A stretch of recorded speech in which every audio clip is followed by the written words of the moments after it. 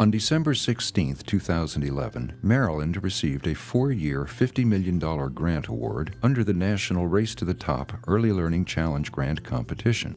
Maryland was one of only 9 states to receive the grant, which was provided by the United States Department of Education and the Department of Health and Human Services. With the Race to the Top grant funds, Maryland identified 10 projects, each designed to improve the school readiness skills of incoming kindergartners. The focus of the first project was the establishment of 24 local early childhood advisory councils, one for each of Maryland's 24 jurisdictions.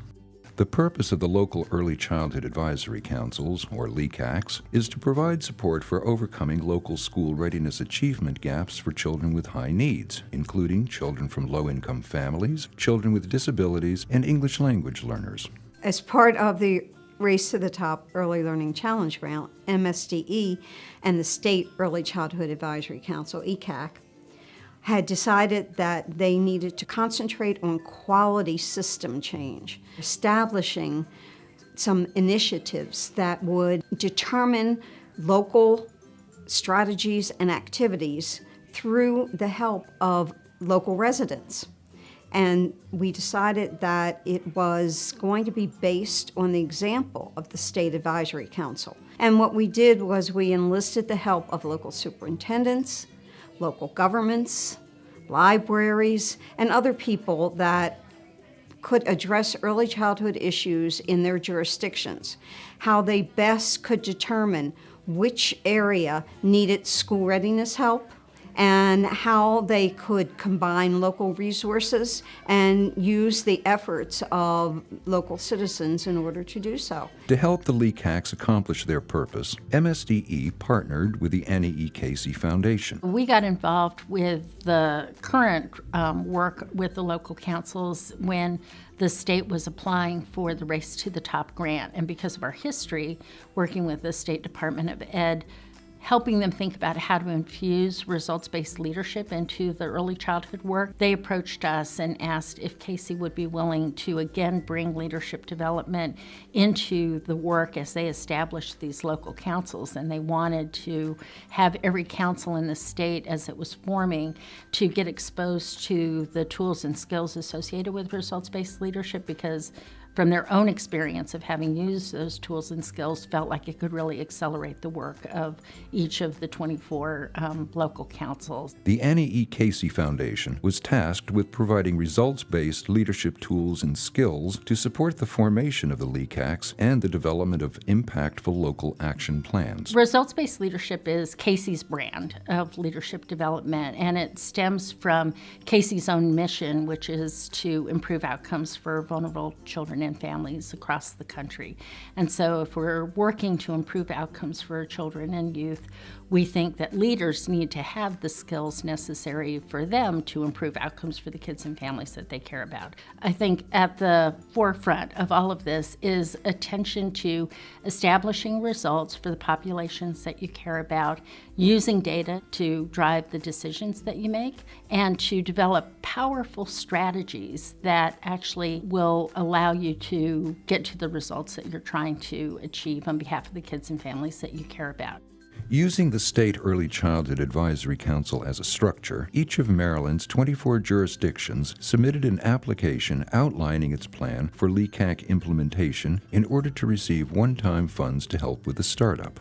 The one-time grant money was to be used by the LECACs to provide support for children with high needs based on the unique needs of the jurisdiction. Target high-need child populations included children from low-income families, children with disabilities, English language learners, and other populations, such as homeless children and children receiving child welfare services. We're trying to get these families to focus on early childhood development, but they live in a world where they have much greater issues, much greater priorities, the roof over their head, how they're going to feed and clothe their family.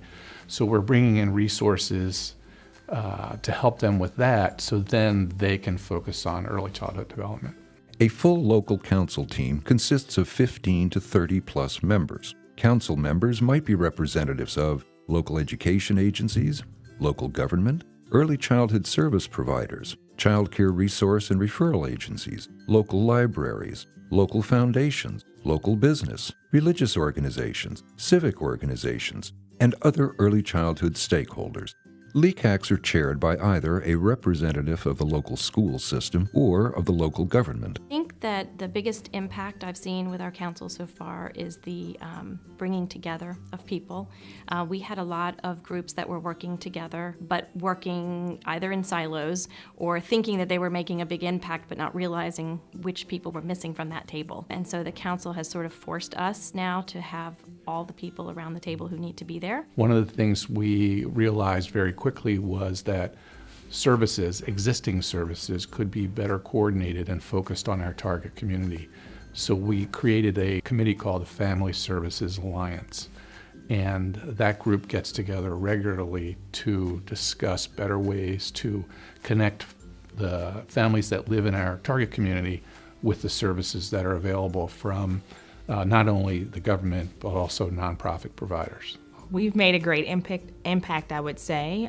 We have been able to reach small pockets in our central area of children or families with children through community outreach. And that's really something big that we inspired to do. And we were able to do that through an early childhood day where we would gather people from all over our county together in one central area and share resources with them. And so they would come together in this early childhood day, have a great time, but get these resources, sign up to participate in programs, and overall they were being helped in many different ways. It's so exciting to see the Housing Authority, the Hagerstown Area Religious Council, coming to the table and being so involved. The school system, we're going to start the little free libraries.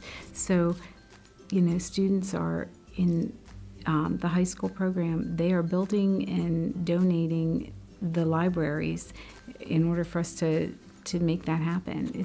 There's just so many initiatives that we're working together. We have found the impact of our council has been incredible. We have developed all kinds of programming and activities as a result of our council. It's really served as the catalyst of a new program called SMART, and that stands for Screening, Decision-Making, Assessment, Referral, and Treatment. We have found a lot of babies in our community were born addicted or there had been some substance abuse. As a result of talking about that during our ECC or early childhood meetings, we determined that we really needed to support them. Many of the children were entering pre-K, K, and did not get the opportunity to get services. We were able to develop a whole nother program for those children. The LECACs are meant to continue in operation beyond the end of the Race to the Top Early Learning Challenge grant. We talked to the local councils, this was back in 2011, about sustaining the council. We wanted to be sure we didn't wait till the end of the grant period to talk about,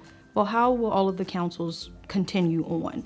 So we planted that seed early. Several actions have been taken to sustain the work of the LECACs in the future, such as including local foundations, business leaders, religious leaders, and civic leaders in the LECAC membership, establishing subcommittees that suit local needs, using creative communication solutions to reach the communities and families they serve, establishing partnerships with existing organizations such as Judy Centers, Reach Out and Read, learning parties, and parent cafes. We also want to partner with our local resources. Some of the local councils for sustainability have already partnered with Skechers, they've partnered with McDonald's, they've partnered with Walmart, and they've also partnered with Target. And this is really great for the families within their communities. I've been a Cecil County public schools employee for 42 years. And the last few years, as I've been working with the county and other agencies, it's really the first time where we haven't really felt like we're working in a silo, but that we're working together to create that feeling of community. We're working with all the different populations in the community just to make things better for everybody. Having local councils be able to determine what local needs are and to target the resources has been the most exciting part for me. There are challenging times that local councils have been able to work together and move towards a very successful, positive change for those children. In the end, each LECAC's primary focus is to prepare children for success in school. For more information about the LECACs or to find out how you can get involved, please visit our website.